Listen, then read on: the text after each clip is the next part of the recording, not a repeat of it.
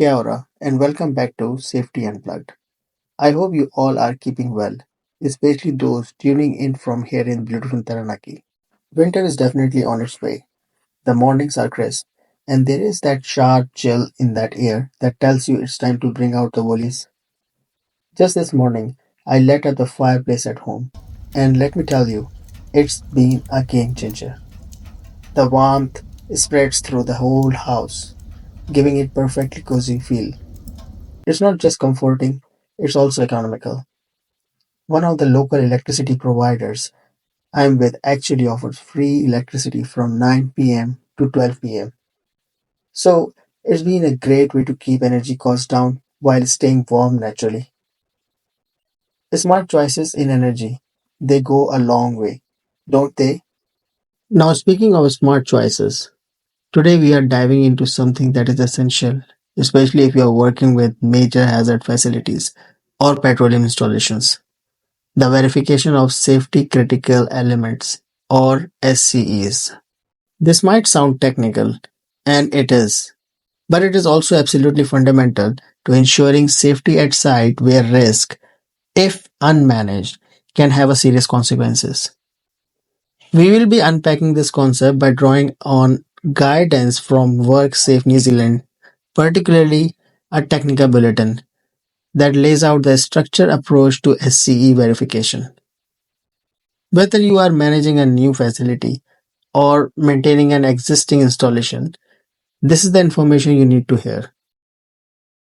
Because let's be honest, managing risk isn't just about putting safeguards in place, it's about making sure they work. Initially, yes, but also over time, consistently, reliably, and verifiably. Get comfortable. Maybe light up your own fireplace if you got one. And let's get into how to make sure our safety critical elements aren't just good on paper, but proven in practice. So, why this verification process so important? Well, operating major hazard facilities and petroleum installations comes with significant risk. To manage these risks, operators are required to establish a safety management system.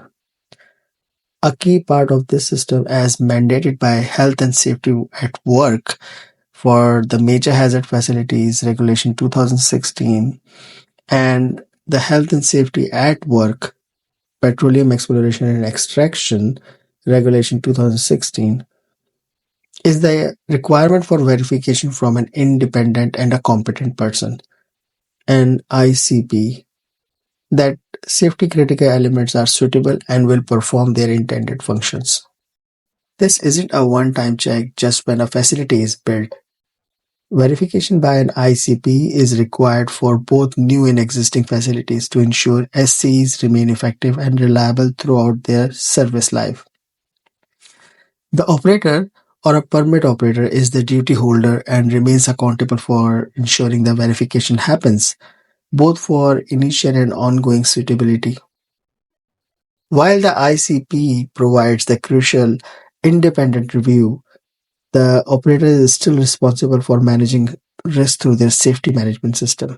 At the heart of this verification process is the independent competent person, the ICP. This person or sometime an organization or several different individuals or organizations is tasked with reviewing the SCEs to confirm they are suitable and will remain effective and reliable. This independent review can involve examination, testing, and reviewing evidence as appropriate. Now, two words are key here: independent and competent. The operator has a duty to ensure that the people verifying the SCs have both these attributes. Let's break down the independence first.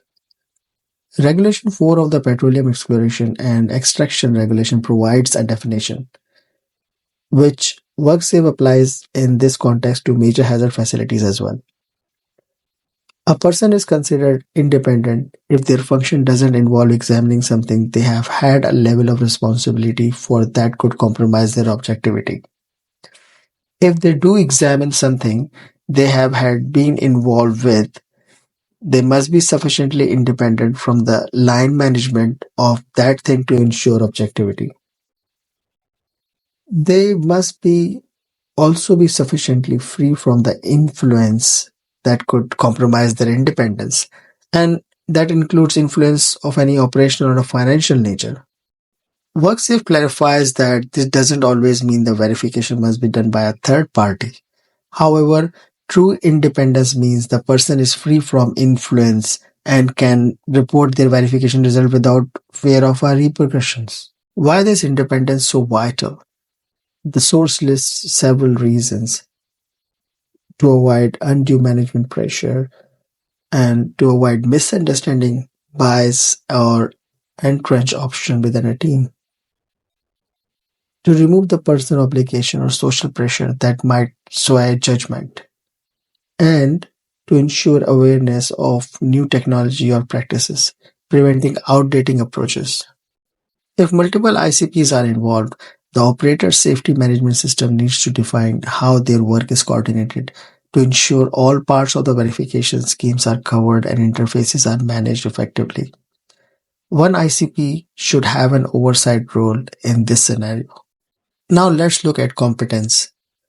The Petroleum Exploration and Extraction Regulations in Regulation 2 define a competent person as someone who has a knowledge, experience, skill, and qualifications required to carry out the task. This definition also applies in the major hazard facilities context. The operator must ensure the ICP verifying an SCE possesses these necessary attributes. For complex facilities, it is highly likely that single ICP won't have the full range of knowledge, experience, skill, and qualifications needed to verify all SCEs. This is why the multiple ICPs are often necessary. Each ICP needs competence in a relevant disciplines like process, mechanical, electrical, instrumentation, and so on, so they can properly evaluate all aspects of SCE's performance. The required competencies should span design, maintenance system, and practical inspection, maintenance, testing, and repair methods. It is also important to note that verification is separate from the regular maintenance and testing of SCEs. The ICP should be independent of the person who performs the maintenance and testing. Okay, let's talk about the verification process itself, starting with initial suitability verification. This is required for both new facilities and installations and existing ones that haven't previously undergone this process. The primary goal of the initial suitability verification is to identify whether there is any error or failures in the SCE design and construction that could stop it from achieving its intended safety functions. For new facilities, the ICP would ideally have the chance to review and comment on the SCE during the design and construction phases. For existing facilities, the process is slightly different because the construction is complete. The ICP doesn't need to redo the designer's work. However, they must review enough documentation to be confident that the SCE design and installation will meet the appropriate performance standards and fulfill its safety function. So, what kind of information does the operator needs to provide the ICP? WorkSafe lists examples: design documentation, data sheets, certificates for material used, test certificate, etc. Other relevant documentations are like risk assessment as required by the regulation, then SIL assessment, previous or current performance standards, documentation related to any modification made to the element, and a review of the element against its performance standard and current standard or codes. The source notes that departures from current standards can point to areas needing improvement to reduce risk as far as reasonably practicable. When an ICP is looking at initial suitability, they should also consider several factors: major incident or accident hazard identification analysis to confirm the identified hazard are credible and nothing obvious has been missed.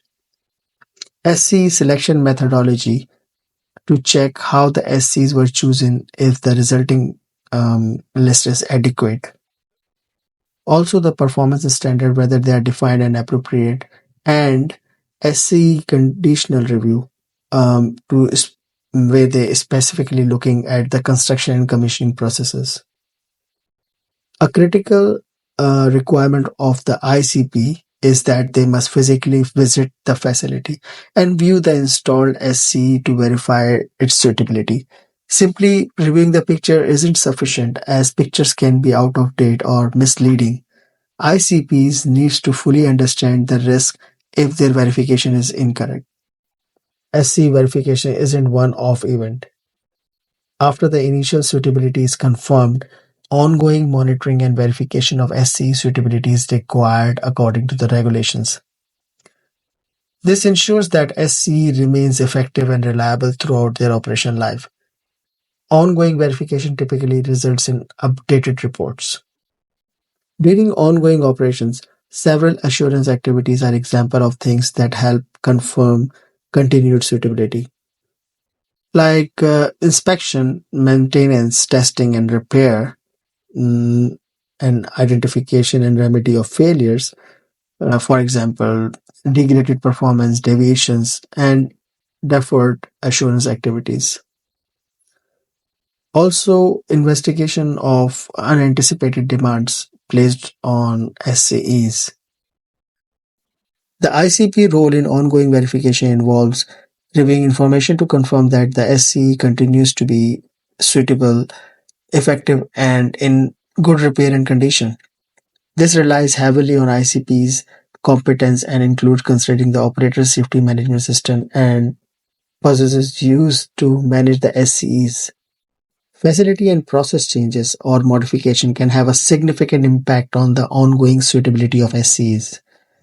If a change occurs, extra work might be needed to make sure the SCE's performance hasn't been negatively affected and that it still provides the necessary safety function, availability, and reliability. This is where formal management of change procedure carried out by competent worker are essential.